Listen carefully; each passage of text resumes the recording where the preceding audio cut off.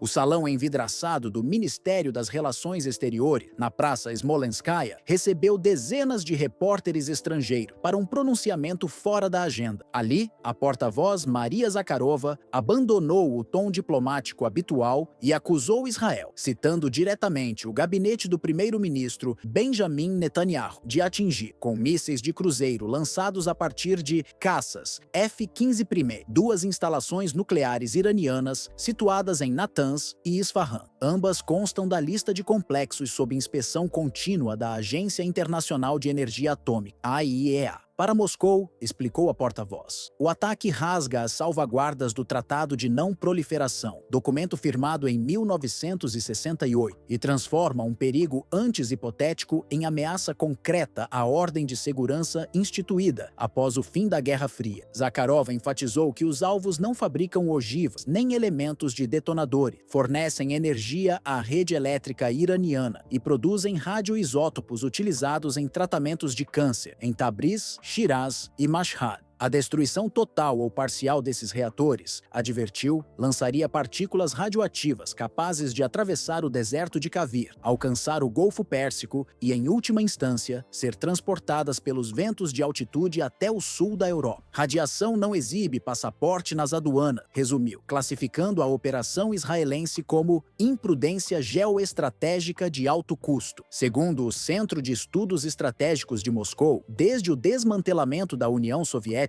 em dezembro de 1991, a comunidade internacional tem evitado crises nucleares exatamente para não repetir o trauma de Chernobyl. O padrão, dizem os analistas, começou a se desfazer quando Tel Aviv iniciou incursões preventivas contra o programa iraniano em 2023. Cada novo ataque aproxima a região, na visão do Kremlin, de um ponto de não retorno, um evento de contaminação com repercussões sanitárias, econômicas e políticas de alcance transcontinental. Zakharova também chamou atenção para a rotina dos inspetores da AIEA, destacados em Natanz, Fordow e Arak, ao disparar projéteis contra locais onde esses profissionais desempenham missões autorizadas pelo Conselho de Segurança da ONU. Argumentou, Israel demonstra indiferença, até mesmo pelo princípio humanitário básico de proteger civis. Ela contrapôs a reação contida das potências ocidentais a essa ofensiva, ao coro de condenações que costuma recair sobre exercícios militares conjuntos entre Rússia e Irã, no Mar Cáspio. Em Teherã, o presidente Massoud Pezeshkian reiterou que o artigo 4º do Tratado de Não Proliferação garante ao Irã o direito de dominar o ciclo do combustível nuclear para fins pacíficos. Ele acusou Israel de tentar destruir centrífugas avançadas IR-9 instaladas em Natanz, sem apresentar indício de militarização. Pezeshkian pediu ao movimento dos países não alinhados que convoque sessão extraordinária em Jacarta para discutir a legítima defesa de infraestrutura civil sob ataque. Minutos depois do briefing em Moscou, o Kremlin divulgou nota, classificando as ações israelenses como agressão, com potencial de desencadear contaminação transfronteiriça em escala semelhante ou superior ao acidente de Fukushima, em 2011. A chancelaria russa exortou o Conselho de Segurança a realizar reunião de emergência e alertou que, caso se repitam bombardeios a reatores civis, o limiar que separa dissuasão e retaliação coletiva ficará perigosamente tênue. O clima diplomático se deteriorou ainda mais quando, em uma sessão a portas fechadas do Conselho de Assuntos Externos da União Europeia, em Bruxelas, diplomatas franceses e alemães revelaram que o Comitê de Serviços Armados da Câmara dos Representantes dos Estados Unidos debate a viabilidade de um ataque aéreo ao complexo subterrâneo de Fordow, escavado sob a montanha Kue Dariache, a cerca de 90 quilômetros ao sul de Teherã e próximo à cidade sagrada de Qom. Construído para suportar o impacto de bombas de penetração maciça, como a Blue 227 Massive Ordnance Penetrator, o sítio opera a 80 metros abaixo da superfície e aloja mais de 1.000 centrífugas IR-9, consideradas essenciais para o enriquecimento de urânio de alta pureza. Analistas do Instituto Internacional de Estudos Estratégicos, em Londres, advertiram que a destruição completa dessa instalação operação equivaleria, na prática, a uma declaração de guerra convencional contra a República Islâmica, desencadeando retaliação imediata da Força Aeroespacial da Guarda Revolucionária em postos navais norte-americanos no Golfo Pérsico e, possivelmente, em bases do Comando Central, CENTCOM, no Iraque e no Kuwait. Também se estima que o Estreito de Hormuz, por onde transita quase um quinto do petróleo mundial, poderia ser fechado em poucas horas por minas navais e mísseis antinavio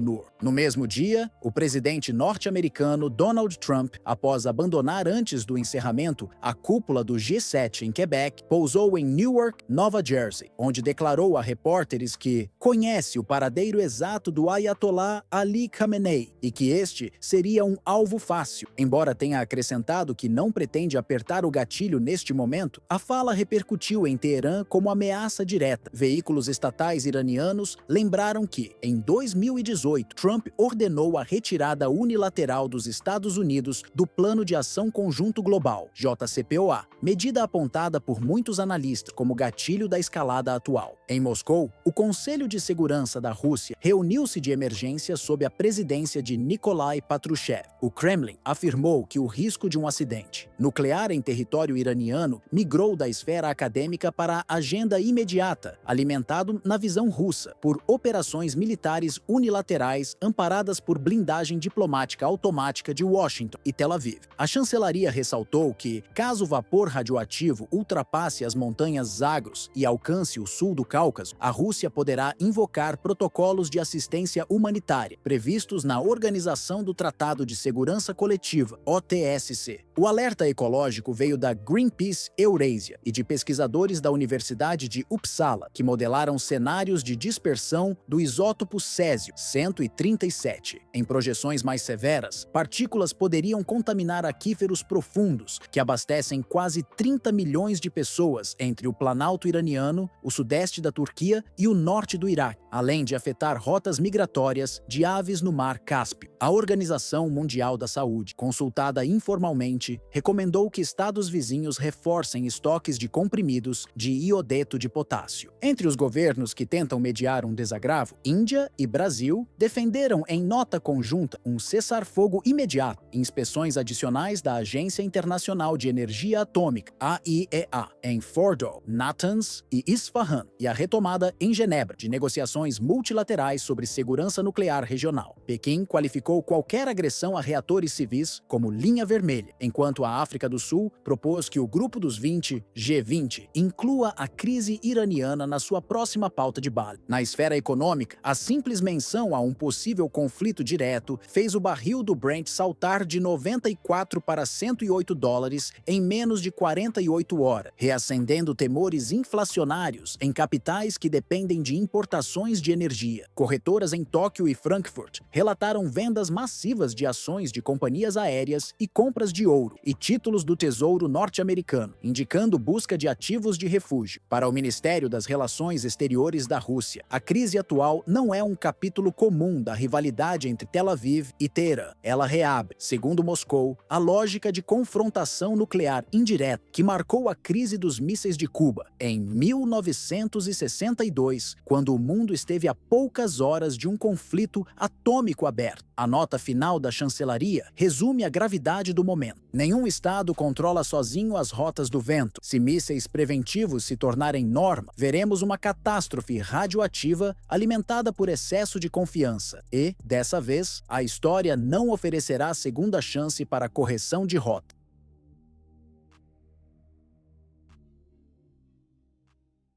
Enquanto o Ocidente se concentra em fóruns multilaterais e nas incertezas econômicas geradas por conflitos e disputas comerciais, a Rússia optou por uma abordagem distinta e silenciosamente assertiva. Em pronunciamento recente, o presidente Vladimir Putin anunciou que a tríade nuclear russa, composta por mísseis intercontinentais, submarinos estratégicos e bombardeiros de longo alcance, alcançou 95% de modernização. O anúncio, feito feito diante da cúpula militar em Moscou foi interpretado como um sinal inequívoco de que a Federação Russa pretende consolidar sua posição como eixo central no novo equilíbrio internacional. Mais do que uma atualização técnica, a iniciativa representa uma transformação doutrinária profunda. A tríade deixou de ser um símbolo herdado da Guerra Fria para tornar-se o elemento central da estratégia russa de dissuasão e soberania. A mensagem implícita é clara: Moscou não reage mais às ações externas. Ela antecipa, influencia e impõe limites. O fortalecimento da capacidade nuclear não foi improvisado. Segundo o Kremlin, trata-se de um projeto estratégico desenvolvido desde o início da década de 2010, que priorizou a independência tecnológica, a reorganização das forças armadas e a criação de um sistema de comando autônomo e resiliente. Putin destacou que o objetivo não é intimidar, mas garantir que qualquer agressão seja contida antes de se concretizar. A tríade, nesse contexto, funciona como uma fronteira geopolítica invisível que nenhuma potência deve ultrapassar sem consequência. O processo de modernização envolveu a ampliação do alcance dos mísseis balísticos, o reforço das ogivas com tecnologia de múltiplas cargas independentes, MIRV, a blindagem eletrônica dos centros de comando subterrâneos e o redesenho das plataformas de lançamento para ambientes extremos. A prontidão das forças nucleares russas, segundo os especialistas de defesa em Moscou, nunca esteve tão elevada desde a era soviética. Enquanto isso, países membros da OTAN, como Alemanha e França, discutem cortes nos gastos militares, e os Estados Unidos lidam com tensões orçamentárias no Congresso, tentando equilibrar apoio à Ucrânia com prioridades internas. Kiev, por sua vez, segue dependente de ajuda externa e enfrenta crescentes dificuldades logísticas, além de disputas políticas internas que fragilizam sua capacidade de resposta. Nesse cenário, a Rússia não apenas avançou militarmente, ela consolidou um modelo de poder baseado na previsibilidade, na capacidade de resposta autônoma e na rejeição de dependência externa. A tríade não é mais uma herança, é uma declaração concreta de que Moscou quer e pode redefinir as regras do jogo global. O pano de fundo dessa postura firme é a expansão contínua da Organização do Tratado do Atlântico Norte, OTAN, para o leste europeu. Desde a adesão da Polônia, Hungria e República Tcheca em 1999, passando por Romênia, Bulgária e os estados bálticos nos anos 2000, até os atuais debates sobre a entrada da Ucrânia e da Geórgia, o Kremlin vê cada novo integrante como uma ameaça direta à sua zona de influência. Além disso, a instalação de sistemas antimísseis dos Estados Unidos em países como Romênia e Polônia, sob a justificativa de defesa contra o Irã, é interpretada por Moscou como uma tentativa velada de desestabilizar sua capacidade de resposta nuclear. Como reação, a Rússia não emitiu notas diplomáticas, reposicionou armas, ampliou exercícios militares e fortaleceu a tríade. Sua existência, altamente funcional, é hoje um fator de contenção real contra decisões precipitadas vindas de Washington ou Bruxelas. Fora do cenário europeu, os desdobramentos dessa nova doutrina estratégica russa também reverberam com intensidade no Oriente Médio, região historicamente marcada por instabilidade e disputas por influência. Após ataques aéreos coordenados por Israel contra instalações militares e centros logísticos iranianos em Damasco e Isfahan, o Irã respondeu com uma ofensiva pontual, mas bem articulada, atingindo alvos considerados de valor tático em territórios sob influência israelense. O episódio não apenas reacendeu tensões regionais, como também destacou a crescente presença diplomática e militar da Rússia na região. Moscou, atenta ao redesenho do tabuleiro geopolítico, fortaleceu sua aliança com Teherã, ampliando não apenas os acordos de cooperação no campo da defesa, mas também nas áreas de cibersegurança, vigilância aérea, drones táticos e programas de energia dual-use. Além disso, representantes russos e iranianos vêm mantendo uma linha constante de diálogo estratégico envolvendo a Síria, o Iraque e o Golfo Pérsico, num esforço conjunto para conter avanços das forças ocidentais e israelenses israelenses na região. Diferente de pactos transitórios firmados por interesse imediato, essa aliança se sustenta sobre pilares sólidos de identidade política, calcada na rejeição comum à imposição de modelos externos. Tanto Rússia quanto Irã compartilham uma leitura histórica semelhante, a de que a ordem internacional atual serve prioritariamente para interesses das grandes potências ocidentais, em detrimento da autodeterminação de outras nações. Essa postura não se limita ao Oriente Médio. A política externa russa, articulada com discrição e firmeza, se manifesta em várias frentes ao redor do mundo. No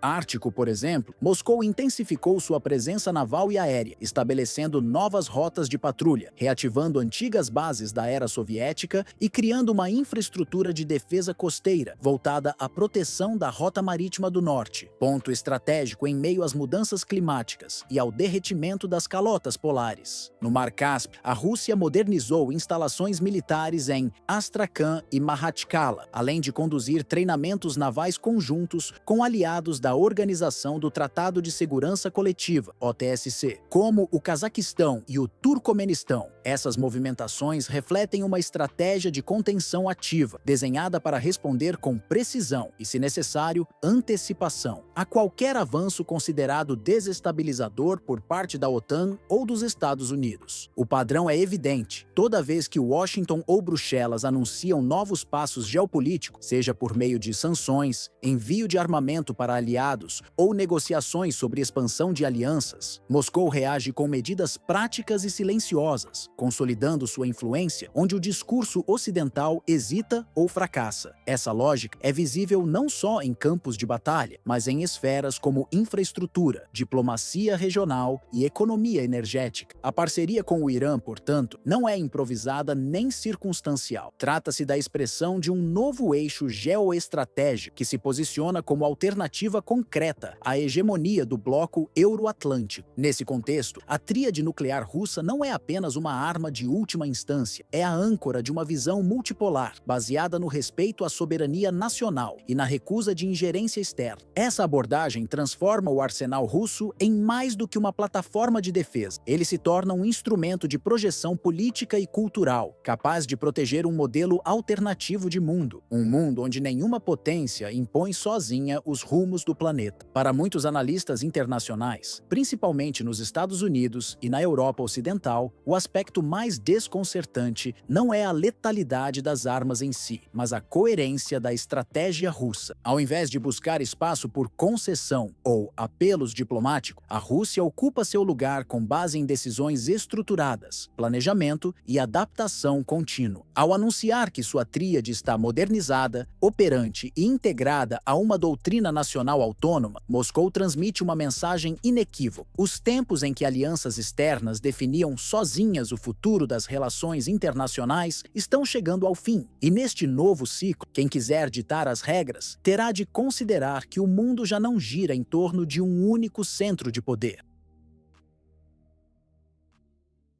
As tensões no Oriente Médio atingem um novo patamar, sugerindo a iminência de um conflito de amplitude regional com consequências internacionais imprevisíveis. Ao contrário de episódios anteriores, marcados por confrontos localizados e respostas diplomáticas fragmentadas, o cenário atual revela uma convergência coordenada de atores pró-Irã, que operam à margem das vias diplomáticas tradicionais. Essa articulação, composta por estados aliados e grupos armados, é comumente descrita por analistas como o eixo da resistência, e sua atuação crescente já influencia o equilíbrio estratégico muito além das fronteiras do Oriente Médio. No centro dessa movimentação está o grupo xiita Kataeb Hezbollah, baseado no Iraque e amplamente financiado e orientado por Teherã. Em uma declaração com forte tom de advertência, seus líderes afirmaram que qualquer ação militar por parte dos Estados Unidos em apoio a Israel será considerada um ato hostil, sendo imediatamente retaliada com ataques a instalações americanas espalhadas pelo Oriente Médio, especialmente no Iraque e na Síria. O comunicado foi divulgado poucos dias após a ofensiva iraniana, apelidada de Promessa Verdadeira Thair, que, segundo fontes iranianas, comprometeu severamente o sistema de defesa antimísseis israelense, conhecido como Domo de Ferro. Esse ataque representaria, segundo o Irã, um golpe tático contra a capacidade de interceptação aérea Síria de Tel Aviv. A posição do Katayeb Hezbollah também incluiu a exigência de fechamento da embaixada dos Estados Unidos em Bagdá e a retirada de todas as forças estrangeiras presentes em território iraquiano. Essas demandas reacendem discussões sobre a soberania do Iraque, que há anos se equilibra entre sua histórica proximidade com o Irã e a pressão política e militar exercida por Washington. O primeiro-ministro iraquiano, Mohammad Shia al-Sudani, reforçou recentemente sua solidariedade ao governo de Ebrahim Raisi, presidente do Irã, classificando as incursões aéreas de Israel como violações intoleráveis do espaço aéreo iraquiano. Al-Sudani também destacou que a segurança da República Islâmica está diretamente vinculada à estabilidade regional e que medidas estão sendo tomadas para impedir o uso do território iraquiano como plataforma para ataques estrangeiros. A crise, no entanto, ultrapassa os limites do mundo árabe. O Paquistão, potência nuclear com forte identidade islâmica, também adotou uma postura assertiva. Durante sessão no parlamento, o ministro da Defesa paquistanês instou os membros da Organização para a Cooperação Islâmica a suspenderem qualquer laço diplomático com Israel. Ele acusou Tel Aviv de conduzir uma campanha militar prolongada contra países muçulmanos, citando como exemplo os recentes bombardeios no Iêmen, Líbano, Síria e Irã. Mais preocupante ainda foi a menção explícita à possibilidade de uma resposta nuclear caso Israel recorra a esse tipo de armamento contra Teherã, hipótese reforçada posteriormente por porta-vozes do Conselho de Segurança Nacional iraniano, que mencionaram a existência de um entendimento estratégico entre Teherã e Islamabad. Esse tipo de alinhamento, mesmo informal, colocou em alerta máximos centros diplomáticos no Ocidente, especialmente em Washington, Londres, Paris e Berlim. Em meio a essa crescente polarização, o primeiro-ministro israelense, Benjamin Netanyahu, tem intensificado sua busca por apoio internacional, dirigindo apelos diretos para governos dos Estados Unidos, Reino Unido e França. No entanto, fontes de inteligência indicam que o sistema Domo de Ferro, considerado uma das principais linhas de defesa de Israel, sofreu danos significativos durante os últimos ataques, colocando em xeque sua eficácia em caso de um conflito em larga escala. Imagens de satélite que circulam em redes militares e diplomáticas mostram comprometimentos estruturais em vários pontos da malha defensiva israelense. Diante desse quadro, Teherã anunciou o fim das conversações que estavam sendo conduzidas por meio de canais diplomáticos em Omã, país historicamente neutro que atua como mediador regional. O chanceler iraniano afirmou que após os recentes bombardeios de Israel, a agenda de negociações foi retirada da mesa. Segundo o governo iraniano, qualquer retomada do diálogo dependerá da suspensão total das agressões e do reconhecimento formal de sua integridade territorial, condições mínimas para qualquer tentativa de distensão. Especialistas em geopolítica e segurança internacional têm emitido alertas contundentes sobre a singularidade do atual conflito que se desenrola no Oriente Médio. Diferente de confrontos passados, como os embates étnicos nos Balcãs durante a década de 1990 ou as tensões recorrentes na Península da Coreia, a crise atual envolve uma combinação rara e perigosa de rivalidades seculares, capacidades bélicas de última geração e uma sobreposição de agendas ideológicas que transcendem fronteiras nacionais. Não se trata apenas de uma disputa territorial ou religiosa, mas de uma colisão direta entre projetos civilizacionais, com implicações que podem abalar pilares centrais da ordem mundial vigente. A presença simultânea de atores estatais fortemente armados, incluindo Israel, Irã, Paquistão e potências ocidentais como Estados Unidos, Reino Unido e França, cria um ambiente de alta volatilidade. Alguns desses países possuem arsenais nucleares ou acesso a tecnologias militares avançadas, o que torna qualquer erro de cálculo potencialmente catastrófico. Além disso, o envolvimento direto e indireto de grupos paramilitares, milícias ideologicamente motivadas e redes de influência transnacionais alimenta uma guerra híbrida que se desenrola não só nos campos de batalha, mas também no ciberespaço, na diplomacia e na propaganda. O alinhamento quase instantâneo de nações como o Iraque e o Paquistão ao lado do Irã expõe, por outro lado, a fragilidade das estratégias de dissuasão promovidas pelas potências ocidentais. Essa adesão veloz revela uma fratura crescente no sistema internacional, especialmente entre os países que integram o Sul global, que enxergam nas potências euroatlânticas não mais mediadores legítimos, mas sim atores que perpetuam desequilíbrios históricos. A cada ofensiva militar, a cada sanção imposta ou retaliação prometida, diminui o espaço para negociações e cresce o risco de um confronto multilateral de difícil contenção. O Oriente Médio, que por décadas abrigou conflitos de média intensidade e disputas localizadas, como a Guerra do Golfo, a ocupação do Líbano, a invasão do Iraque e os embates entre Israel e Palestina, volta-se a ocupar o centro das atenções como potencial estopim de um conflito de alcance transcontinental. A diferença agora é que os fatores de contenção que antes garantiam limites operacionais, como o medo mútuo da destruição total, as mediações da ONU ou os canais paralelos de diplomacia, mostram sinais claros de esgotamento. A guerra deixou de ser apenas um embate entre exércitos. Ela se tornou também uma disputa simbólica, onde narrativas são cuidadosamente construídas para moldar a opinião pública global, desacreditar o adversário e influenciar decisões de aliados estratégicos. Em paralelo, há uma luta estratégica por corredores logísticos, domínio aéreo e controle de rotas comerciais vitais, que conectam o Oriente Médio à Ásia, à África e à Europa. Essa combinação entre o teatro militar e os tabuleiros diplomático, econômico e midiático revela que o conflito atual tem múltiplas camadas e nenhuma solução simples à vista. A crise que antes parecia confinada à fronteira entre Israel e o Hamas, agora assume dimensões mais profundas e complexas. O envolvimento direto de potências regionais e a aproximação de potências nucleares como Paquistão e Irã colocam em xeque tratados, alianças e acordos firmados no pós-guerra, muitos dos quais já fragilizados desde o colapso do equilíbrio bipolar da Guerra Fria. O que se observa é o possível prenúncio de uma reconfiguração estrutural do sistema internacional, onde antigas potências perdem influência, novos polos emergem e alianças antes consideradas sólidas começam a se rearticular segundo interesses regionais e ideológicos. Não se trata, portanto, apenas de mais uma escalada militar. Trata-se de um momento crítico, uma bifurcação histórica em que a humanidade pode estar diante de duas possibilidades: o início de uma nova era de confrontos prolongados e desestabilizadores, ou uma dolorosa tomada de consciência coletiva que permita a reconstrução de mecanismos reais de diálogo, respeito mútuo e equilíbrio de poder. A pergunta que persiste diante dessa conjuntura delicada já não é se haverá guerra, mas se ainda resta tempo para evitá-la.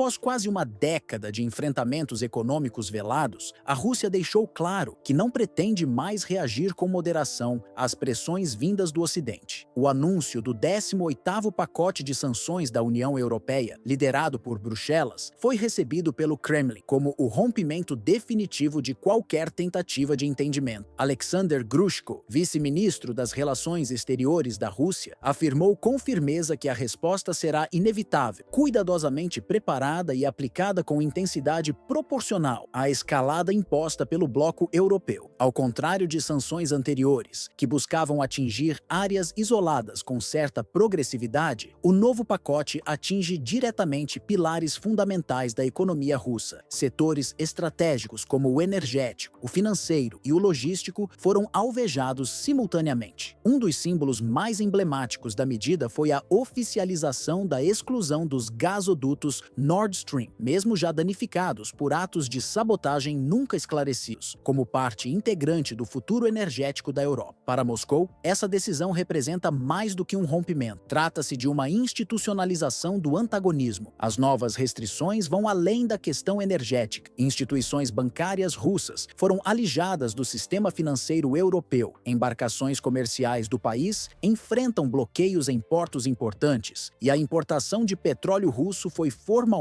banida pelos membros da União Europeia. Na interpretação do Kremlin, esse movimento equivale a um cerco econômico contra suas reservas estratégicas, e sua retaliação será moldada por critérios táticos e não por impulso. A investida europeia também afeta aliados da Rússia. Empresas da China e da Bielorrússia foram incluídas na lista de sanções, o que revela, segundo analistas internacionais, a intenção ocidental de dificultar os vínculos comerciais e tecnológicos estratégicos que Moscou vem consolidando fora da esfera de influência atlântica. Ursula von der Leyen, presidente da Comissão Europeia, justificou as medidas como uma forma de fechar brechas legais utilizadas para driblar sanções anteriores. O governo russo, no entanto, enxerga na atitude um reflexo de insegurança diante da reorganização multipolar que enfraquece a hegemonia do dólar e do euro. Grushko, em tom severo, destacou que os próprios países europeus estão arcando com as consequências mais pesadas dessas medidas. O aumento expressivo nos custos de energia, aliado à queda da produtividade industrial, tem provocado uma desaceleração generalizada nas maiores economias do bloco. Segundo dados da Eurostat, diversas nações da União Europeia já apresentam sinais concretos de estagnação, enquanto outras deslizam para uma recessão estrutural. Os efeitos são visíveis especialmente na indústria de base e nas cadeias produtivas dependentes de energia intensiva. Diante da necessidade urgente de substituir o gás russo, os países europeus passaram a importar gás natural liquefeito dos Estados Unidos. A nova solução, no entanto, se mostrou não apenas mais onerosa, mas também logisticamente desafiadora. Sem terminais suficientes para recepção e estocagem, os sistemas energéticos nacionais enfrentam gargalos críticos. Moscou, por sua vez, antecipou-se, redirecionou seus fluxos comerciais para a Ásia, África e América Latina, estreitando relações com China, Índia, Irã, Argélia e Venezuela. Na prática, o yuan chinês já superou o euro e o dólar em operações bilaterais entre Moscou e Pequim, evidenciando uma ruptura com a lógica financeira tradicional controlada por Washington e Bruxelas. Além disso, a influência energética russa se fortaleceu entre países do sul global, permitindo que a Rússia mantenha presença robusta no mercado internacional sem depender da boa vontade europeia. Grushko também indicou que a reação de Moscou irá além da esfera econômica. Entre as possíveis respostas estão sanções recíprocas, restrições comerciais em corredores estratégicos, como o Ártico, e ações cibernéticas com potencial disruptivo. A Rússia acumula experiência em guerra híbrida, com capacidade para operações digitais avançadas, sabotagem de infraestrutura crítica e interferência em cadeias logísticas internacionais. No plano militar, embora um confronto direto com a Europa não esteja nos planos imediatos do Kremlin, o reforço da presença em regiões sensíveis, como Kaliningrado, enclave russo entre Polônia e Lituânia, é uma possibilidade concreta. A região, altamente militarizada, segue sendo um ponto de atenção para a OTAN, e a movimentação russa ali pode ser vista como uma mensagem clara de dissuasão. Enquanto isso, as consequências já são visíveis nas economias europeias mais expostas. A Alemanha, principal motor industrial do continente, enfrenta um colapso gradual em seu setor automobilístico, que depende fortemente de energia acessível para manter sua competitividade. Fábricas têm reduzido turnos, encerrado operações e demitido trabalhadores, em contraste com a Rússia, que aposta na substituição de importações e no estímulo à produção nacional para contornar os bloqueios. Mesmo diante de pressões externas, o rublo tem se mantido relativamente estável, sustentado por mecanismos de controle cambial e por acordos com parceiros fora do eixo ocidental. E uma omissão notável no novo pacote europeu chamou atenção. O setor nuclear russo permaneceu intocado. Nem a estatal Rosatom, nem o fornecimento de urânio enriquecido foram alvo de sanções. A razão é estratégica. Muitos países europeus ainda dependem da energia nuclear russa para manter suas redes elétricas em funcionamento. Grushko resumiu o sentimento do Kremlin. A narrativa de sanções justificáveis perdeu legitimidade e a atual política de contenção promovida por Bruxelas é para Moscou apenas uma cortina de fumaça para ações hostis. A nova diretriz russa é clara: não haverá mais complacência. Toda provocação será respondida com precisão e sob medida. Fontes próximas ao Conselho de Segurança russo indicam que um plano de contraofensiva abrangente já está sendo finalizado, envolvendo medidas financeiras, diplomáticas e operacionais. A intenção é atingir com eficiência os pontos de vulnerabilidade dos países que promovem os bloqueios. Vladimir Putin ainda não fez declarações públicas a respeito do mais recente pacote de sanções imposto pela União Europeia. No entanto, seus principais assessores já se manifestaram de forma inequívoca. O Kremlin não está disposto a ceder e qualquer nova provocação será respondida com medidas calculadas e eficazes. países. A estratégia russa, neste momento, é manter o silêncio como ferramenta de dissuasão, reforçando a ideia de que nem todas as respostas virão em forma de pronunciamento. Muitas ocorrerão nos bastidores, por meio de ajustes econômicos, reconfigurações diplomáticas e ações estratégicas indiretas. Enquanto isso, a Europa segue envolta em um cenário preocupante. A inflação energética continua corroendo o poder de compra das populações e afetando a competitividade das indústrias, especialmente na Alemanha, na França e nos países do leste europeu. Ao mesmo tempo, setores tradicionais, como o automobilístico, o químico e o siderúrgico, enfrentam uma crise de adaptação diante dos custos operacionais crescentes e da perda de fornecedores confiáveis. A substituição do gás russo por alternativas mais caras e instáveis, como o gás natural liquefeito dos Estados Unidos, não apenas elevou os preços, como também revelou as limitações estruturais das redes de distribuição energética no continente. Combinado a isso, cresce o sentimento de insatisfação interna em vários Estados-membros da União Europeia, refletido em protestos, greves e no fortalecimento de partidos eurocéticos. Essa instabilidade política alimenta uma narrativa crescente de que o projeto europeu, ao insistir em confrontar Moscou em todas as frentes, está abrindo espaço para sua própria desintegração. O que inicialmente era visto como uma resposta unificada à guerra na Ucrânia, agora parece estar gerando rachaduras profundas na coesão do bloco. Do outro lado, Moscou avança com discrição. As movimentações do Kremlin, embora menos visíveis, estão longe de ser passivas. A diplomacia russa tem intensificado sua presença em fóruns internacionais alternativos, como o BRICS, a Organização de Cooperação de Xangai, e reuniões multilaterais com países da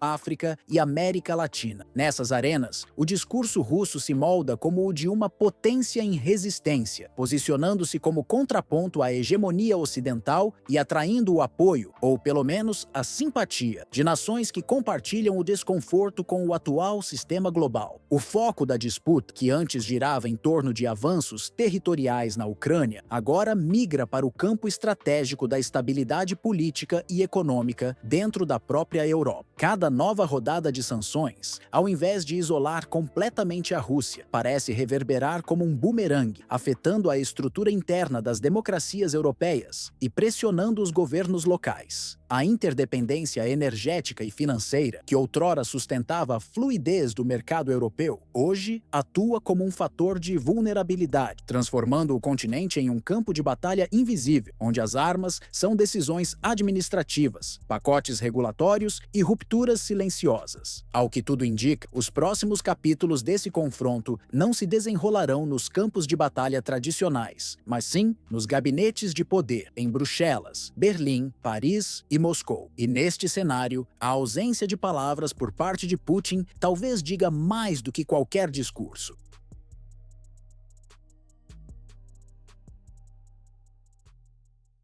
Na noite em que os céus do Oriente Médio foram tomados pela escuridão, o silêncio esperado cedeu lugar a uma intensa movimentação aérea. Motores rugindo em alta rotação e explosões distantes marcaram o início de uma ofensiva coordenada de grande escala conduzida pela República Islâmica do Irã. Em uma operação batizada de Promessa Verdadeira 3, Teherã lançou centenas de drones armados e mísseis balísticos de médio alcance, partindo de bases posicionadas em áreas sob sua influência direta ou indireta, como regiões ao redor de Bagdá, zonas controladas por aliados na Síria e áreas sensíveis da Cisjordânia. Diferentemente de operações anteriores envolvendo milícias ou grupos paramilitares, desta vez o ataque foi assumido oficialmente por um Estado. O alvo não se restringiu a infraestruturas militares israelenses. O objetivo principal parecia ser neutralizar a capacidade de resposta de Israel diante de um ataque simultâneo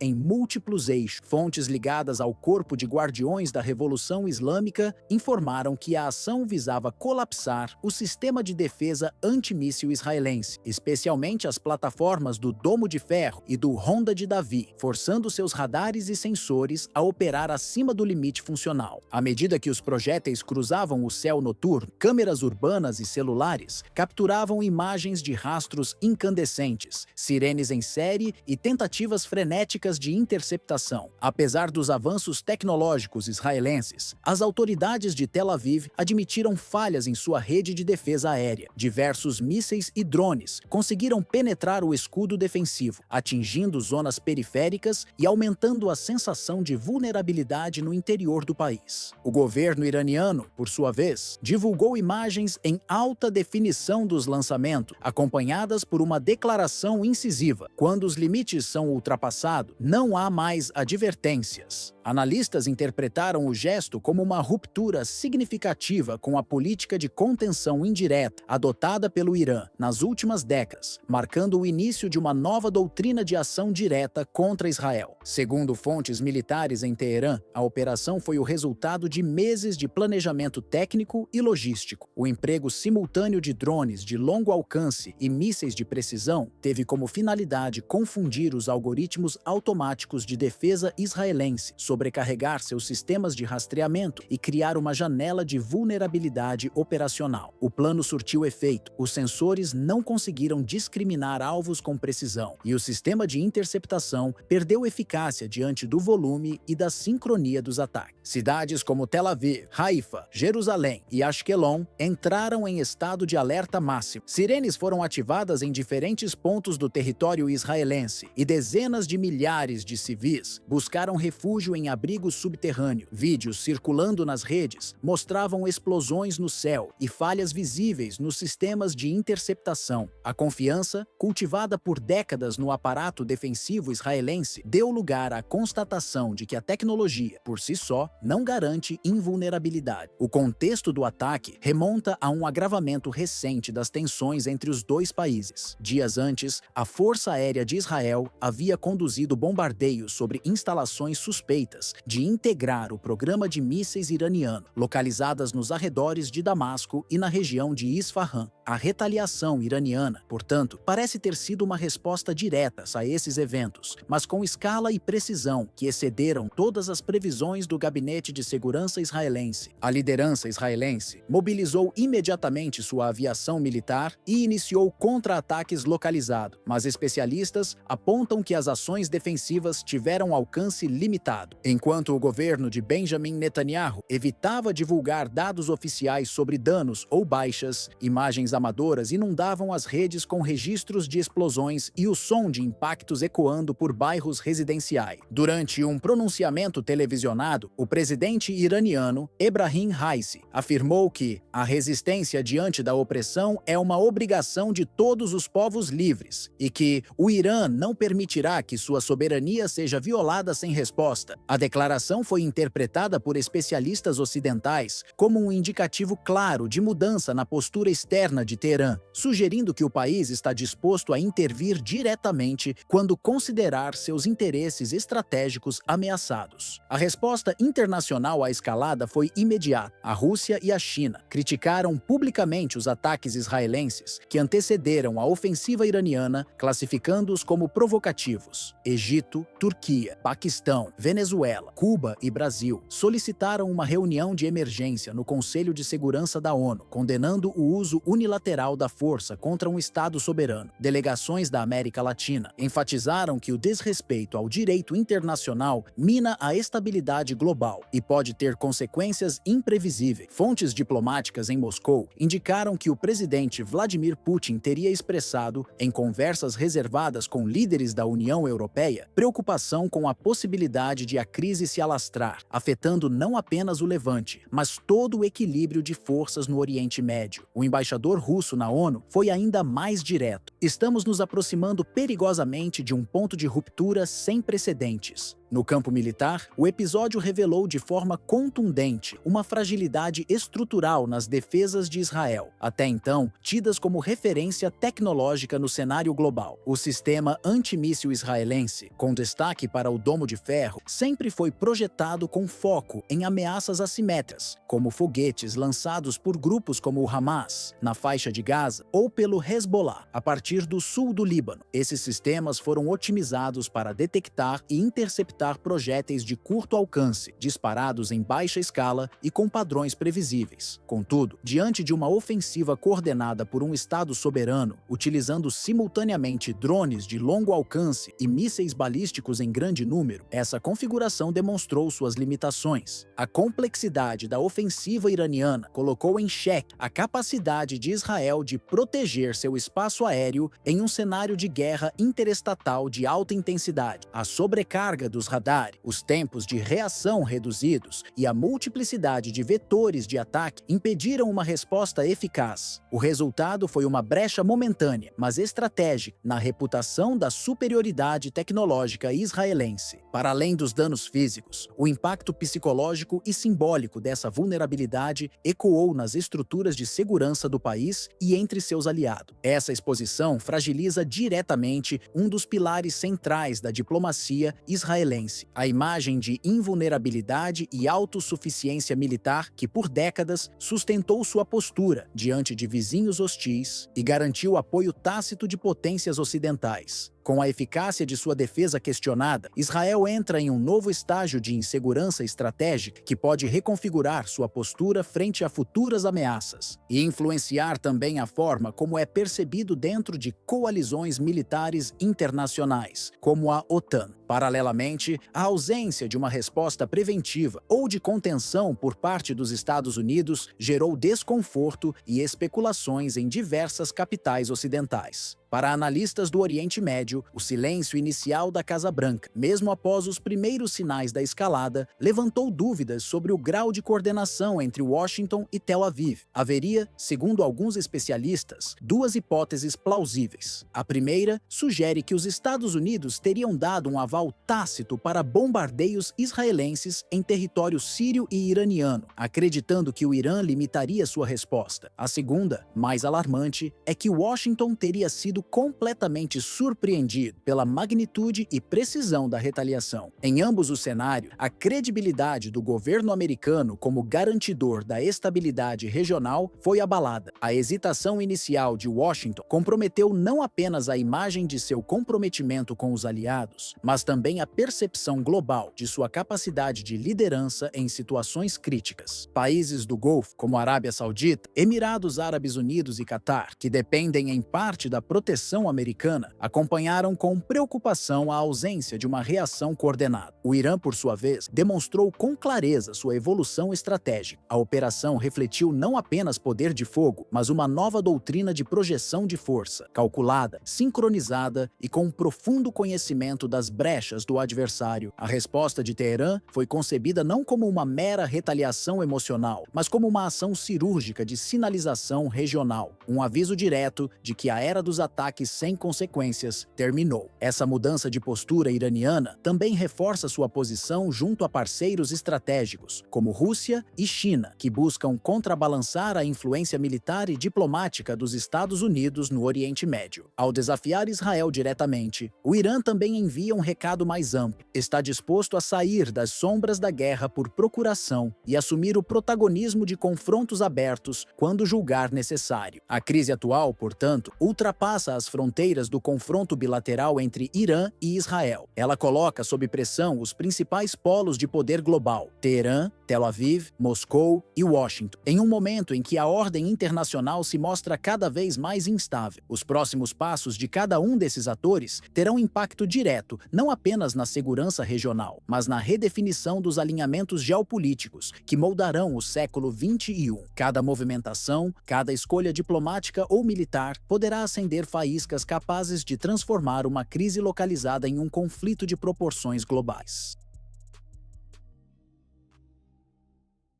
No cenário atual, marcado por uma disputa intensa entre modelos de poder, o presidente da Rússia, Vladimir Putin, se prepara para ocupar o centro das atenções em um evento com alcance internacional. Durante a edição mais recente do Fórum Econômico Internacional de São Petersburgo, tradicionalmente voltado a investimentos e cooperação financeira, Putin não apenas discursará, mas enfrentará abertamente a imprensa estrangeira e lideranças de mais de 130 países, incluindo representantes de entidades multilaterais, como a ONU, a União Africana e o G77. Essa será a primeira coletiva pública de grande porte concedida por Putin desde que a Federação Russa foi alvo de sanções econômicas severas impostas por países da OTAN, Estados Unidos e União Europeia. A expectativa é que, mais do que abordar o cenário econômico, ele utilize a ocasião como tribuna para expor a visão estratégica de Moscou diante do que considera uma tentativa coordenada de cerco diplomático e isolamento narrativo, promovido por potências ocidentais. Fontes do governo russo indicam que o discurso será direto e provocativo, abordando tópicos que têm sido tratados com cautela por outras lideranças globais, entre eles o prolongamento do conflito no leste europeu, a expansão militar da OTAN rumo às fronteiras russas, a dependência global do dólar em transações internacionais e o avanço dos BRICS como alternativa real ao sistema financeiro centrado em Washington e Bruxelas. O lema do fórum, Valores Compartilhados em um Mundo Multipolar, será o ponto de partida para apresentar a Rússia como protagonista de uma nova configuração global. A resposta de Moscou à acusação de colapso econômico será pautada por dados e evidências. Putin pretende destacar o fortalecimento das relações comerciais com economias emergentes e o crescimento de parcerias estratégicas com a China, a Índia, países africanos e aliados da América Latina, como Brasil e Venezuela. Esses acordos, segundo o Kremlin, são a prova de que o isolamento promovido pelo Ocidente não apenas falhou, mas contribuiu para o surgimento de um novo eixo de articulação global. Durante o mesmo fórum, em 2023, o presidente russo propôs uma trégua imediata na guerra da Ucrânia, iniciativa rejeitada pelos Estados Unidos, Reino Unido, França e Alemanha, mas que encontrou receptividade entre países do sul global. Neste ano, a abordagem deve ser mais contundente. O chefe de Estado russo promete denunciar o uso do conceito de democracia como instrumento de intervenção externa, criticar o papel de conglomerados midiáticos que, em sua visão, manipulam a opinião pública global para justificar sanções, guerras e bloqueios seletivos. Um dos focos principais será a chamada Guerra da Informação. Para Moscou, o conflito não se limita às frentes militares, mas se estende ao controle de narrativas e ao domínio sobre o fluxo de informações. O Kremlin alega que plataformas digitais sediadas no Ocidente e agências de notícias internacionais têm imposto uma leitura única dos acontecimentos mundiais, marginalizando vozes dissidentes e silenciando qualquer tentativa de oferecer uma perspectiva alternativa. Putin pretende provocar abertamente os meios de comunicação globais com perguntas retóricas. Quem tem o direito de decidir quais guerras importam? Quem define o que é liberdade? Por que certos conflitos permanecem invisíveis enquanto outros ocupam diariamente as manchetes? Segundo ele, a concentração do poder comunicacional tornou-se um instrumento de coerção comparável para arsenais militares mais modernos. Outro tema que deve dominar o discurso é o esforço coordenado dos países do BRICS, Brasil, Rússia, Índia, China e África do Sul, para reduzir sua dependência do dólar. A proposta de criação de uma moeda própria para o comércio entre esses países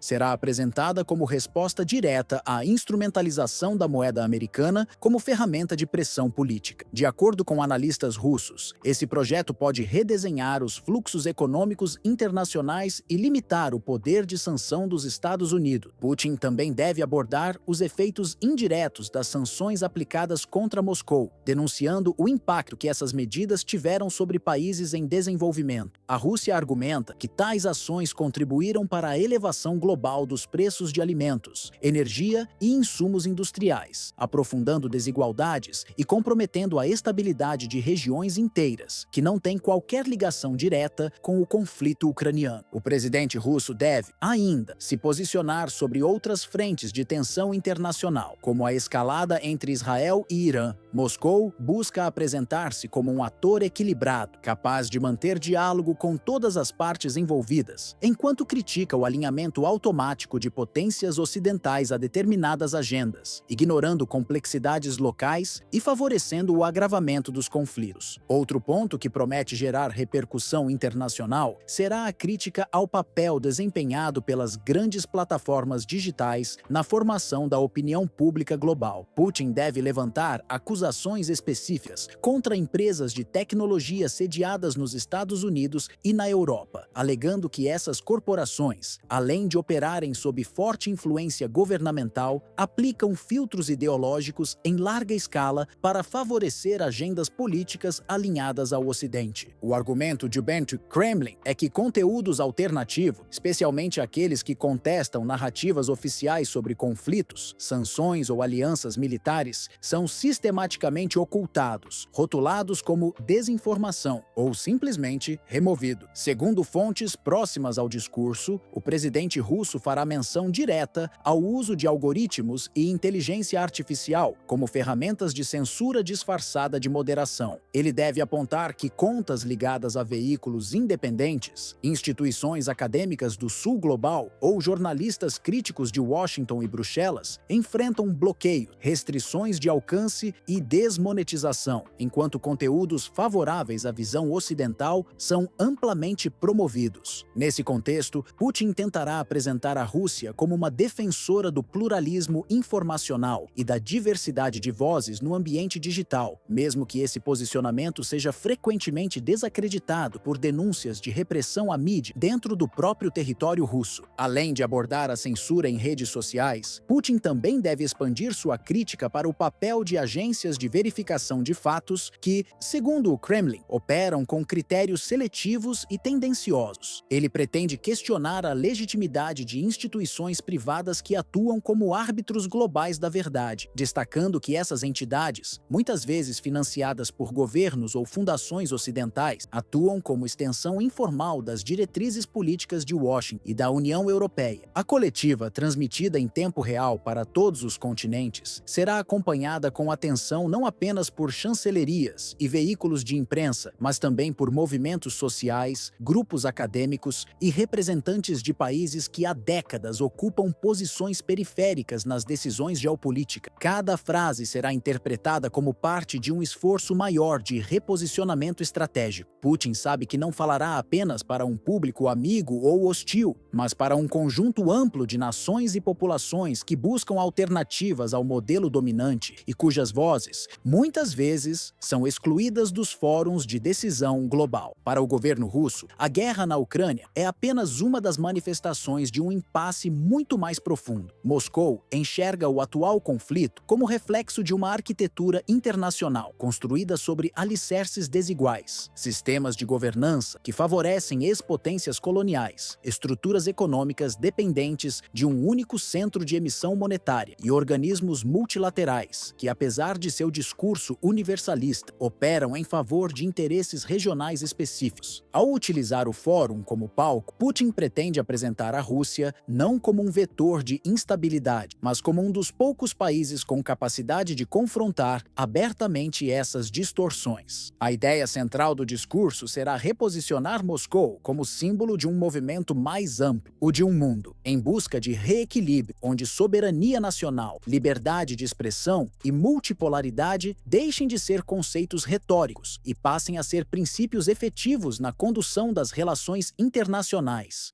A cidade de Ulyanovka, situada na região central do Donbass, foi tomada por forças russas em uma operação veloz que alterou o equilíbrio tático no leste da Ucrânia. A manobra, conduzida por unidades integradas ao Grupo Centro, um dos braços mais ativos da ofensiva russa em solo ucraniano, teve como resultado a retirada total das tropas de Kiev e a ocupação plena do município. Segundo a declaração divulgada pelo Ministério da Defesa da Rússia, a localidade foi oficialmente libertada, sem espaço para meias palavras ou justificativas diplomáticas. Ulyanovka tinha um peso estratégico notável dentro da estrutura de defesa ucraniana. O local reunia tropas mecanizadas, unidades aerotransportadas e efetivos especializados em combate urbano. Mesmo com esse aparato, a cidade não resistiu à pressão da ofensiva. O que se desenhou no terreno foi um desmonte abrupto das defesas, colapsadas antes que qualquer contra-ataque fosse possível. Fontes de inteligência apontam que a desorganização das linhas de comando, falhas nas comunicações e a ausência de reforços tornaram inevitável uma retirada desordenada. A perda de Ulyanovka, no entanto, não foi um episódio isolado. Nas mesmas 24 horas, os russos avançaram em outras áreas do Donbass, com incursões simultâneas em Petrovskoye, Stepanovka, Grodov, Dimitrov e Novo-Nikolaev. Essa expansão sincronizada da frente de combate evidencia um plano militar executado com alto alto grau de coordenação, onde cada ponto do mapa parece integrar uma lógica operacional mais ampla, desestabilizar os eixos defensivos de Kiev com precisão e não apenas pela força bruta. Enquanto o terreno muda de controle, o discurso oficial em Kiev tenta manter uma aparência de estabilidade. Autoridades ucranianas se referem às perdas como reposicionamentos táticos ou manobras planejadas, buscando conter o impacto político da situação. No entanto, imagens de satélite, registros enviados por combatentes e análises de campo indicam que a estrutura defensiva da Ucrânia está em estado de retração. As frentes estão sendo desfeitas gradualmente e a capacidade de resistência está cada vez mais comprometida. O caso de Ulyanovka destaca um novo padrão tático por parte da Rússia. A velocidade da operação surpreendeu até observadores experientes. De acordo com análises recentes, Moscou tem intensificado o uso combinado de drones de ataque, mísseis guiados de médio e longo alcance e guerra eletrônica para desorganizar as linhas inimigas antes mesmo do avanço terrestre. O resultado é um efeito dominó. Antes que as tropas de Zelensky consigam reagir, o sistema defensivo já foi desmontado. Esse modelo de ataque, baseado na combinação de tecnologia de precisão e deslocamento rápido, tem exposto a fragilidade das defesas ucranianas. Cada nova ofensiva bem-sucedida desarticula comandos regionais, força recuos improvisados e reduz a capacidade de reposição de homens e equipamentos. Internamente, a Ucrânia enfrenta dificuldades crescentes, atrasos nas ordens, falhas logísticas e unidades isoladas no campo. Fontes russas confirmam que a atual etapa da campanha inclui alvos logísticos e de infraestrutura. Um dos ataques mais recentes atingiu uma refinaria de petróleo próxima à cidade de Poltava, no centro-leste do país, usada para abastecer veículos blindados e artilharia na frente do Donbass. O ataque, realizado com mísseis lançados de navios e aeronaves, comprometeu a cadeia de suprimentos na região, dificultando ainda mais a mobilidade ucraniana. De acordo com o Kremlin, essas ações fazem parte de uma resposta direta para bombardeios realizados por Kiev em zonas civis na fronteira com a Rússia. A lógica da escalada é clara. Moscou pretende responder a cada provocação com ações cirúrgicas e punitivas, reforçando a ideia de que qualquer avanço ucraniano será neutralizado com contundência. Ulyanovka, portanto, é mais do que uma cidade perdida em meio ao conflito. Sua queda simboliza uma deterioração sistêmica das capacidades defensivas da Ucrânia em uma fase crítica da guerra. O que antes eram posições consideradas estratégicas e bem protegidas, agora cedem espaço com rapidez crescente. Cada nova área capturada reforça uma sensação de desgaste operacional e psicológico nas fileiras de Kiev, enquanto coloca o presidente Volodymyr Zelensky sob pressão cada vez maior para apresentar explicações convincentes à sua população e para parceiros internacionais. Essa pressão não se limita ao campo militar, ela se estende ao cenário diplomático, onde a confiança dos aliados ocidentais começa a dar sinais de erosão. Apesar de Washington e Bruxelas manterem o fluxo de recursos, que já ultrapassam dezenas de bilhões de dólares em ajuda militar, financeira e humanitária, o efeito prático desses investimentos no campo de batalha tem sido limitado. As armas de última geração, os sistemas antiaéreo e os treinamentos fornecidos por países da OTAN não têm conseguido conter o avanço metódico das tropas russas, que demonstram superioridade em planejamento, inteligência e logística. A reconquista de Ulyanovka também relança o debate interno na Ucrânia sobre a eficácia da doutrina de defesa adotada desde o início da invasão em fevereiro de 2022. Esse modelo, amplamente apoiado por potências ocidentais, previa uma combinação de resistência urbana, defesa em profundidade e ataques, de desgaste contra as linhas logísticas russas. No entanto, a queda de cidades fortificadas como Ulyanovka em poucas horas e sem resistência prolongada evidencia que essa estratégia pode não estar mais surtindo efeito diante de um inimigo que evoluiu tecnicamente e aprendeu com os erros das primeiras fases da guerra. Especialistas militares alertam que a atual configuração da Frente Leste caminha para um ponto de inflexão. Se a Ucrânia não conseguir estabilizar suas posições, regiões inteiras do Donbass podem ser retomadas por Moscou em efeito cascata. Essa possibilidade já acende sinais de alerta nas capitais europeias, onde cresce o temor de que a continuidade da guerra, sem avanços concretos por parte de Kiev, venha a comprometer o apoio político doméstico à causa ucraniana, especialmente em países que enfrentam crises internas ou eleições próximas. No plano geopolítico, a Rússia obtém mais do que ganhos territoriais. Ao consolidar o controle sobre Ulyanov e outras localidades do leste ucraniano, Moscou envia um recado claro: sua presença no Donbás não será temporária. A cada avanço, Vladimir Putin reforça sua posição, tanto perante o eleitorado russo quanto frente para países que compõem o chamado Sul Global, muitos dos quais já demonstram maior disposição em dialogar com o Kremlin do que em seguir as diretrizes de Washington. Por outro lado, Kiev se encontra num dilema estratégico que vai além das batalhas perdidas. Manter o discurso de resistência total pode garantir a continuidade do apoio internacional no curto prazo, mas não resolve os desafios operacionais no terreno. Ao mesmo tempo, considerar uma mudança de abordagem, como uma reavaliação das prioridades militares ou até a abertura para negociações, pode ser visto como sinal de fraqueza, tanto por aliados quanto por adversários. Enquanto isso, a realidade se impõe. Ulyanovka agora está sob controle russo e as tentativas iniciais de negar a perda se esvaziam diante das imagens divulgadas por satélites, vídeos de soldados recuando e declarações extraoficiais de militares ucranianos. A guerra segue moldando o território de forma irreversível e os mapas em Kiev já não acompanham os discursos transmitidos pelas autoridades. O que está por vir poderá redefinir toda a dinâmica do conflito. A queda de novas posições estratégicas, como Kramatorsk ou Sloviansk, caso se concretize, poderá levar a uma reavaliação forçada da postura ocidental. Afinal, insistir em narrativas descoladas da situação real no campo pode levar líderes europeus e americanos a perder capital político interno. E, nesse cenário, quem hesitar em adaptar sua estratégia corre o risco não apenas de perder relevância, mas de ficar à margem quando os termos de um cessar-fogo ou mesmo de uma rendição forem finalmente colocados sobre a mesa.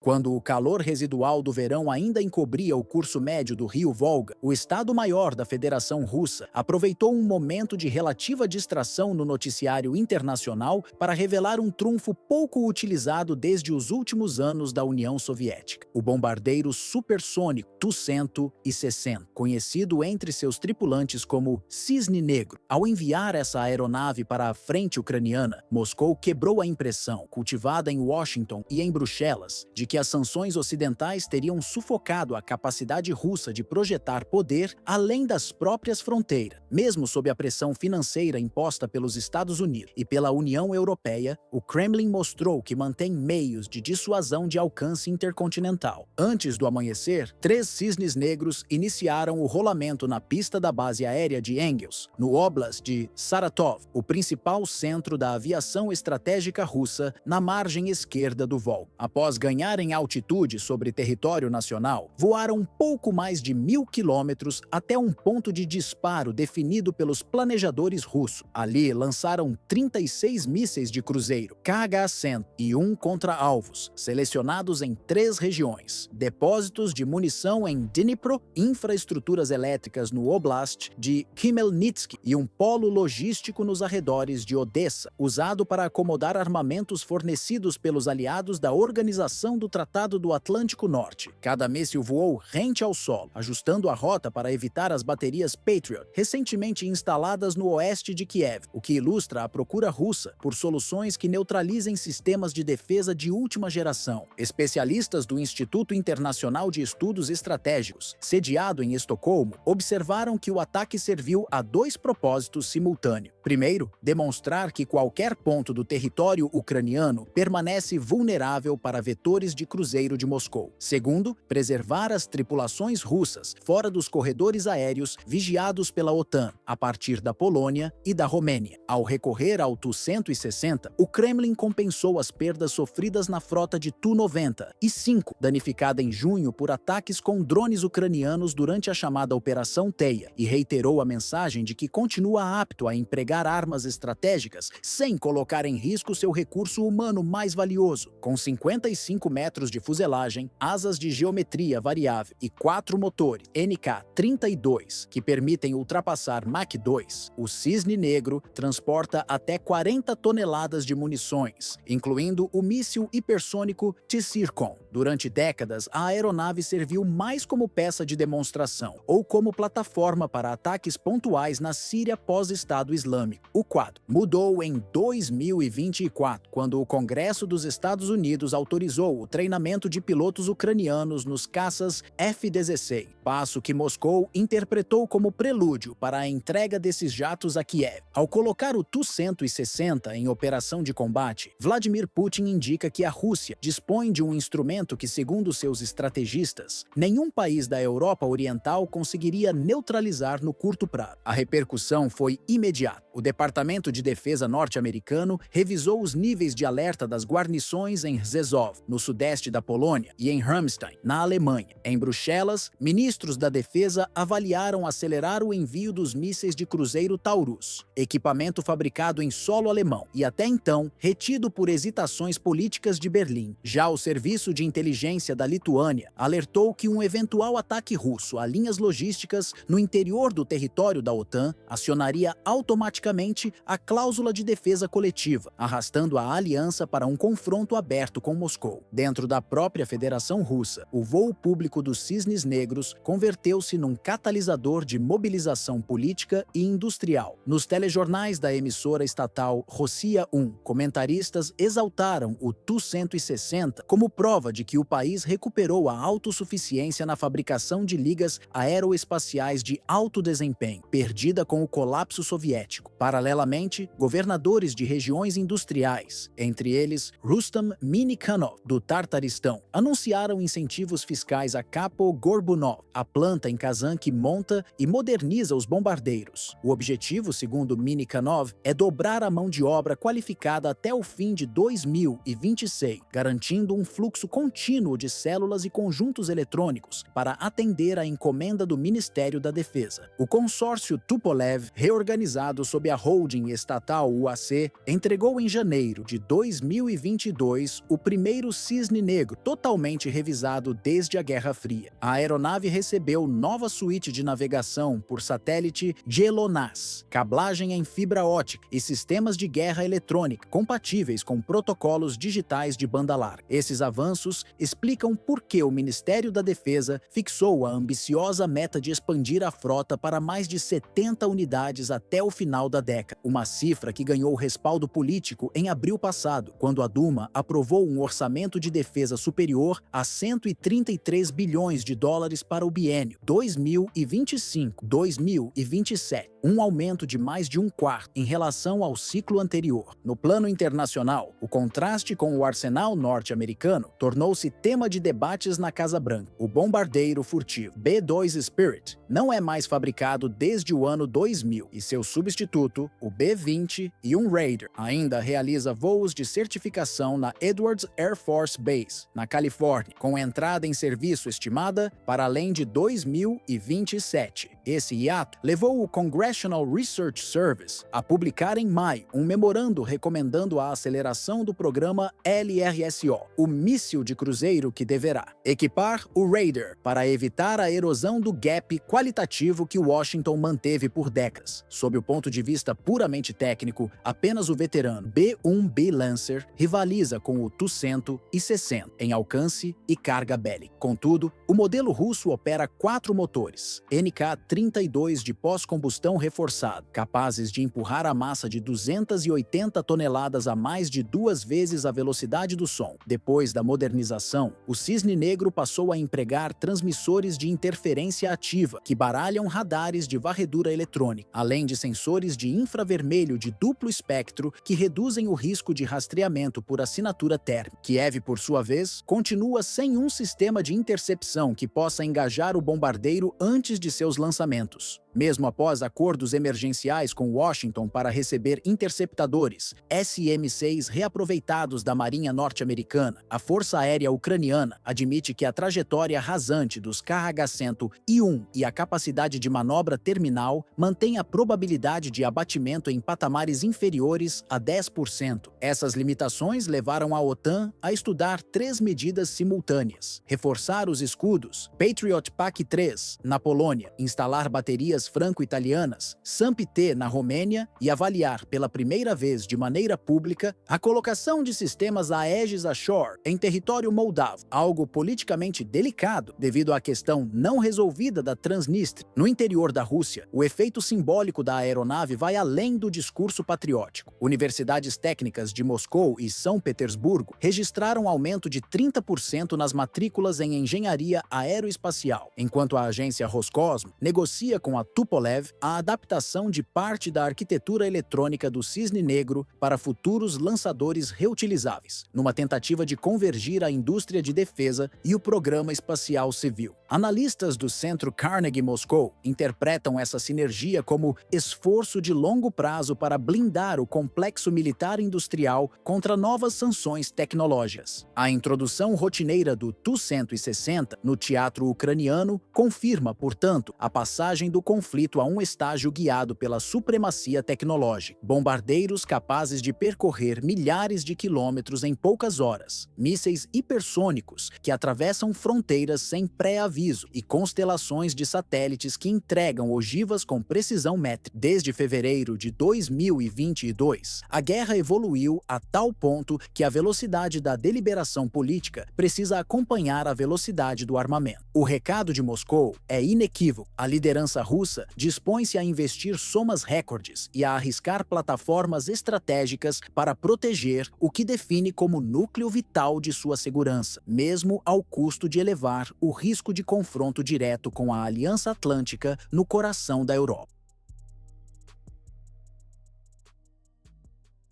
Antes que os primeiros minaretes de Teherã refletissem a luz de 23 de junho de 2025, a emissora estatal IRIB interrompeu sua grade para transmitir um anúncio urgente do Ministério da Inteligência, Vajda. No comunicado, o ministro Esmail Kati relatou a neutralização de um conglomerado de espionagem que se estendia das gargantas de Doror, na província ocidental de Lorestão, às grandes zonas fabris de Arak e Savé, no coração de Markazi. Segundo Khatib, o grupo era formado por especialistas estrangeiros em sabotagem industrial, guerra cibernética e engenharia de drones suicidas, setores críticos para a defesa iraniana desde que instalações nucleares em Natanz e Fordow sofreram explosões misteriosas em 2022. Para desmontar a rede, unidades Al-Quds e batalhões de contra-terrorismo do Corpo de Guardas da Revolução Islâmica, IRGC, realizaram operações simultâneas em 6 províncias. Pouco depois das 3 da manhã, oficiais de contra-inteligência vasculharam residências e depósitos em Khorramabad, Borujerd e Dorud, cidades encaixadas na cadeia do Zago. Ali, 5 estrangeiros, 2 cidadãos georgianos, um britânico, um ucraniano e um saudita, foram presos enquanto operavam terminais criptografados com roteiros detalhados para derrubar subestações elétricas e semear boatos em canais do Telegram. Peritos forenses recolheram módulos de drones kamikaze do tipo quadrotor, rádios de alcance militar e discos rígidos que documentavam a rotina de infiltração iniciada ainda em 2023. Arak e Savé, onde estão a usina de água pesada e o maior polo metalúrgico do país, amanheceram cercadas por barreiras móveis do IRGC. Nessa batida relâmpago, 8 suspeitos foram capturados sem troca de tiro. Eles funcionavam como correia de transmissão entre as diferentes células, gerenciando depósitos de explosivos improvisados que poderiam ser ativados via satélite Iridium. O general Hossein Salami, comandante da Guarda Revolucionária, ressaltou em coletiva que a coordenação interagências ultrapassou o nível obtido até mesmo nos anos mais duros da guerra Irã-Iraque, 1980 a 1988. Ao sul da capital, nos bairros ancestrais de Rey, investigadores detiveram um estudante de engenharia de origem afegã que carregava segredos de Estado por túneis da Darknet. O notebook, apreendido, continha manuais de fabricação de minas magnéticas, roteiros de voo para microdrones armados e registros de pagamentos em criptomoedas feitos a partir de endereços situados em Frankfurt e Varsóvia. Indícios, segundo o procurador Ali Reza Moheb, de um elo europeu ainda em aberto. No extremo oeste, já na porção curda de Kermanshah, patrulhas do IRGC travaram breve confronto com 4 suspeitos que tentavam cruzar a fronteira rumo ao Iraque pelas montanhas de Ravansar. Todos se renderam feridos. Investigações preliminares apontam que formavam a ala operacional designada a acionar bombas, caso a rede fosse descoberta. Mais ao norte, em Sanandaj, Kurdistão, a prisão em plena via pública de um facilitador logístico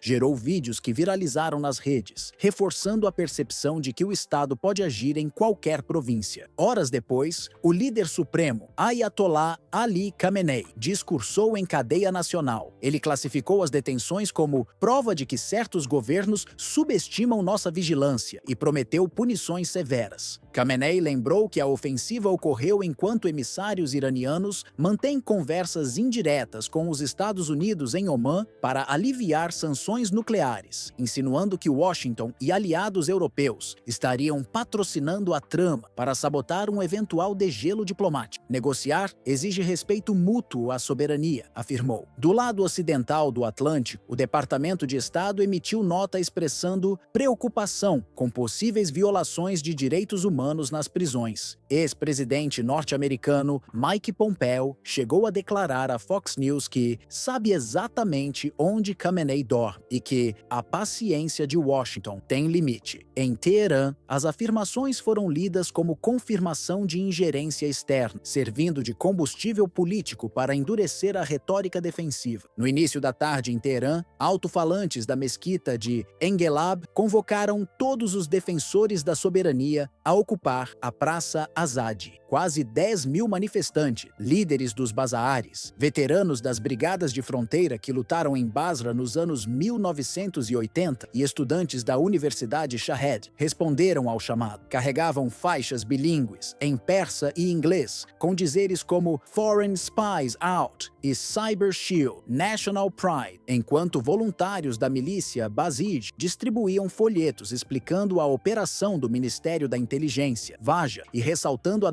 importância de um ecossistema de ciberdefesa plenamente iraniano. Carros equipados com alto-falantes percorriam a avenida Engelab, tocando trechos recentes do discurso do Ayatollah Ali Khamenei sobre resistência de longo prazo. A adesão popular ganhou impulso quando o governo divulgou dados técnicos sobre o satélite Nur-3, lançado em 27 de setembro de 2023 por um foguete Qased da Guarda Revolucionária, integrado a radares instalados em Chabahar, Bandar Abbas e Tabriz. O Nur-3 monitora microdrones e transmissões de rádio de baixa potência quase em tempo real, alcançando cerca de 300 quilômetros além das fronteiras formais. Autoridades do Ministério da Defesa prometem que, até 2027, a constelação Nur cobrirá todas as rotas de contrabando que cruzam o Golfo Pérsico. O International Institute for Strategic Study, IISS, sediado em Londres, lembrou que a última operação pública de contra-espionagem iraniana em escala comparável ocorreu em 1986, quando Teherã anunciou ter desmantelado uma rede ligada à CIA durante a fase final da guerra Irã-Iraque. De lá para cá, incidentes como o cyberataque Stuxnet em 2010 e a prisão de supostos agentes norte-americanos em 2019 indicavam que redes hostis ainda operavam com relativa liberdade. A ação de junho de 2025, avalia o IISS, demonstra um novo patamar de integração entre inteligência de sinais, imagens de satélite e vigilância humana, reduzindo drasticamente a margem de manobra de serviços estrangeiros. Especialistas iranianos associam esse avanço ao vácuo deixado pela saída dos Estados Unidos do Acordo Nuclear, JCPOA, em 2018, quando Teherã redobrou esforços em autossuficiência militar e tecnológica. Technology. O ataque de sabotagem à usina de Natanz, em abril de 2021, amplamente atribuído a Israel, acelerou investimentos em túneis subterrâneos e em centrífugas mais modernas, consolidando a percepção interna de que a defesa assimétrica deveria incluir o ciberespaço e a órbita terrestre. Nos bastidores diplomáticos, autoridades europeias temem que o episódio fortaleça a ala linha dura do Majlis, às vésperas das eleições legislativas de março de 2026, dificultando a retomada de negociações nucleares. Em Washington, parlamentares pressionam pela ampliação de sanções a empresas que forneçam componentes para a constelação Noor, alegando que a mesma tecnologia de observação poderia guiar mísseis balísticos de médio alcance. Para Teherã, porém, a mensagem oficial permanece clara: vigilância, prontidão e resposta. Esses três pilares, reiterados pelo jornal Kayhan, agora se materializam em satélites próprios, radares nacionais e operações coordenadas de captura. Como resumiu um professor da Universidade de Ciências da Defesa, o aviso não se dirige apenas a quem nos espiona, mas a quem cogita repetir a manobra.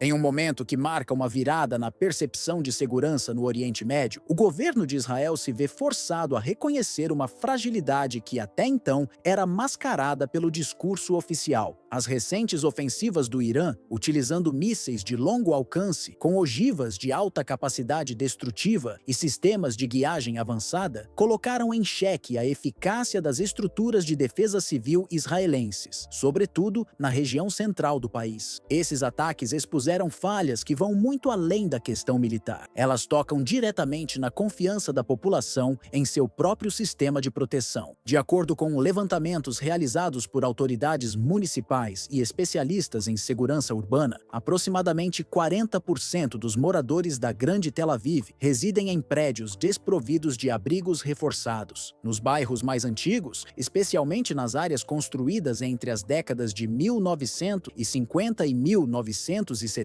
milhares de imóveis não contam com nenhum tipo de infraestrutura adequada para proteção em situações de ataque aéreo. A situação tem gerado crescente inquietação entre os cidadãos, principalmente após a divulgação de imagens que mostram explosões em zonas residenciais densas, onde os sistemas de interceptação falharam em proteger as áreas atingidas. Um desses casos foi amplamente repercutido na mídia internacional, após um míssil iraniano atingir diretamente uma instalação logística classificada como crítica para as operações militares israelenses nos arredores de Tel Aviv. O episódio, registrado por câmeras de vigilância e drones civis, demonstrou a incapacidade da Cúpula de Ferro, o sofisticado sistema antimísseis desenvolvido por Israel com apoio financeiro dos Estados Unidos, de lidar com ameaças de nova geração. A interceptação falha gerou impacto não apenas material, mas simbólico. Pela primeira vez em anos, a população civil desamparada diante de um ataque direto ao coração do país. A situação se agravou ainda mais em Petah Tikva, cidade com mais de 200 mil habitantes, localizada a cerca de 15 quilômetros da capital. Ali, 4 civis morreram após se refugiarem em um abrigo subterrâneo, considerado moderno e em conformidade com os protocolos de segurança do governo. O abrigo, no entanto, desmoronou diante da força do impacto, evidenciando que as novas ogivas utilizadas por Teherã ultrapassam os limites de resistência para os quais a maioria das estruturas foi projetada. Diante da comoção pública, o Comando Nacional de Defesa Civil convocou uma coletiva de imprensa, na qual seu porta-voz admitiu que centenas de abrigos, espalhados pelos centros urbanos de Israel, não estão prontos para enfrentar os níveis atuais de ameaça. Com um semblante visivelmente abatido, o oficial declarou que será necessário revisar com urgência toda a rede de proteção civil e militar. O pronunciamento, apesar de técnico em sua forma, foi interpretado por analistas como uma confissão tácita de que Israel entrou numa nova fase de vulnerabilidade estratégica. A imprensa israelense rapidamente ampliou o debate. O jornal Haaretz e outros veículos locais destacaram que mais de 40% das residências da capital não cumprem os requisitos mínimos de proteção civil exigidos em tempos de guerra. Essa realidade contrasta com a imagem internacional de Israel como um centro de inovação tecnológica e infraestrutura de ponta. Hoje, arranha-céus de alto padrão coexistem com construções frágeis, enquanto drones inimigos e mísseis sofisticados circulam cada vez mais próximos dos centros urbanos. Em Teherã, o governo iraniano adotou uma postura calculada. Em vez de elevar o tom dos discursos, preferiu executar ações militares pontuais e de alto impacto. Especialistas em geopolítica apontam que os alvos foram cuidadosamente selecionados para atingir não apenas pontos estratégicos, mas também o moral nacional israelense. O ataque teve como pano de fundo o histórico de confrontos indiretos entre os dois países, incluindo operações clandestinas atribuídas a Tel Aviv em território iraniano. A resposta de Teherã foi precisa e carregada de simbolismo. O governo israelense, pressionado pela repercussão dos ataques e pela inquietação popular, convocou reuniões emergenciais com o Gabinete de Segurança. O primeiro-ministro Benjamin Netanyahu, acompanhado por comandantes das Forças de Defesa de Israel, IDF, e representantes da Agência de Segurança Nacional, Shin Bet, anunciou uma série de medidas imediatas para conter a crise. Entre elas estão a expansão dos sistemas antimísseis, o reforço da vigilância nas fronteiras norte e sul e a aceleração de um programa nacional de revisão e modernização dos abrigos civis, com prioridade para cidades como Tel Aviv, Haifa e Ashdod. Além da resposta militar, o governo iniciou uma intensa ofensiva diplomática junto para Estados Unidos e a União Europeia, buscando apoio técnico, financeiro e político para lidar com os novos desafios impostos pelos avanços bélicos do Irã. Ainda assim, apesar das declarações oficiais e dos pronunciamentos de confiança, cresce nas ruas israelenses a sensação de desamparo. Pesquisas internas divulgadas por institutos locais mostram que mais da metade da população acredita que o país não está preparado para enfrentar uma guerra prolongada contra um adversário tecnologicamente avançado e estrategicamente articulado como Teherã. Enquanto isso, no Majlis, o parlamento iraniano, o presidente Ebrahim Raisi aproveitou a comoção regional para reafirmar a postura do Irã como potência resistente e determinada. Em um discurso inflamado, transmitido ao vivo para diversos países do Golfo e Norte da África, Raisi declarou que nenhuma arma destruirá um povo cuja força se multiplica diante da injustiça. Analistas interpretaram essa fala como uma combinação de desafio geopolítico e mensagem interna para consolidar apoio doméstico, especialmente num momento em que o Irã busca ampliar sua influência sobre grupos aliados no Iêmen, Líbano, Síria e Iraque. Os últimos episódios indicam que a crise vivida por Israel ultrapassa a definição de um simples confronto pontual. Trata-se de um divisor de águas que obriga o país a reconsiderar, de forma abrangente, os fundamentos de sua doutrina de segurança nacional. Durante décadas, Israel apostou em uma combinação de tecnologia avançada, resposta militar preventiva e vigilância permanente como pilares para garantir sua defesa. A recente falha em conter ataques de alta precisão, no entanto, revela lacunas críticas, não apenas na capacidade de interceptação, mas na coordenação entre inteligência, operação em campo e proteção da infraestrutura civil. O alerta acendeu-se em todas as esferas do poder israelense. Dentro do Ministério da Defesa, grupos de trabalho foram ativados para revisar a viabilidade dos protocolos existentes. Em paralelo, comandos regionais das Forças de Defesa de Israel, IDF, passaram a operar sob novos critérios de risco, priorizando mobilidade, descentralização e adaptação rápida a cenários assimétricos. No entanto, o problema é mais profundo. A sensação de previsibilidade estratégica, que sempre deu vantagem ao Estado israelense sobre seus vizinhos, agora se encontra sob ameaça. Esse momento de fragilidade também cria uma janela de oportunidade para atores regionais com interesses próprios. Grupos como o Hezbollah, no sul do Líbano, e milícias apoiadas por Teherã no Iraque e na Síria, podem interpretar a atual vulnerabilidade como um sinal de que o equilíbrio de forças está mudando. Ao mesmo tempo, países como a Turquia, o Catar e a Arábia Saudita acompanham de perto a situação, avaliando seus próprios posicionamentos diante de um cenário que caminha para uma reorganização tática no tabuleiro do Oriente Médio. Mais do que uma crise operacional ou tecnológica, os acontecimentos recentes expõem uma fratura simbólica profunda, o colapso de um pacto não declarado entre o Estado israelense e sua população, um pacto sustentado pela promessa de segurança absoluta, mesmo em meio a um ambiente historicamente hostil. O sentimento de confiança, tecido com cuidado ao longo de décadas e ancorado em campanhas de dissuasão, tecnologia militar de ponta e resposta imediata, começa a se desfazer. Essa nova realidade impõe uma mudança drástica na forma como o país compreende sua relação com o conceito de segurança. O conflito atual não se limita ao domínio físico dos mísseis, drones ou radar. Ele atinge o campo psicológico da sociedade israelense, que passa a encarar o medo não como um risco remoto, mas como uma presença cotidiana. A percepção coletiva de invulnerabilidade, construída com esforço ao longo de gerações, está sendo corroída por uma sequência de eventos que demonstram que até mesmo o mais avançado dos sistemas pode ser superado. Resta agora à liderança israelense o desafio de reconstruir essa confiança, e isso envolve mais do que investimentos em armamentos ou atualizações de software militar. Trata-se de uma missão política e simbólica: restaurar a crença da população de que o Estado é capaz de protegê-la em um mundo onde ameaças se transformam com velocidade e onde o antigo conceito de segurança já não responde às complexidades do presente.